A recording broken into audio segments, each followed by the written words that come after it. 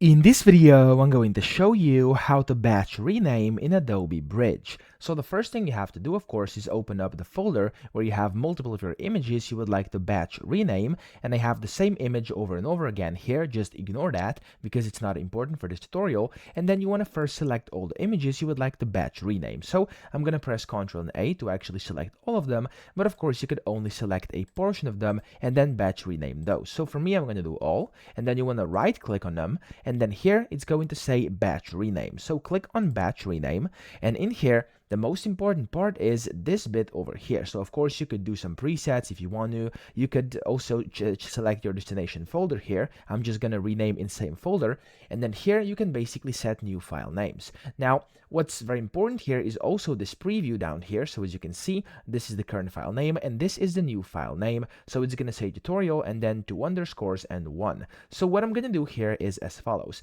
Now this will basically show me how the file names are going to look like. So it's going to go this, and this from left to right when you're reading like this. So let me just show you what I mean. I'm going to actually remove all of these things over here. And as you can see, the file name is now tutorial and then just the underscore. So I could just do like this and all of them are going to be renamed. However, that doesn't make any sense. So I want them to be tutorial, and then I'm going to do like this dash, and then I'm going to create the plus, and then here you could also give it like a date time. You could give it for example, sequence number. You could do whatever you want. I'm going to do sequence number. So for this instance, I'm just going to do 2 digits because I don't have a lot of them, and I'm going to do 1 over here. So what this is going to do is basically it's going to do like the text, which I'm going to do tutorial. So it's going to be, all of them are going to be called tutorial, and then the second thing that's going to be in there is basically the sequence number, and then there's going to be 2 digits. Of course, I could do up to 6 over here. Just going to add a lot of zeros. You can do this if you have a lot of images.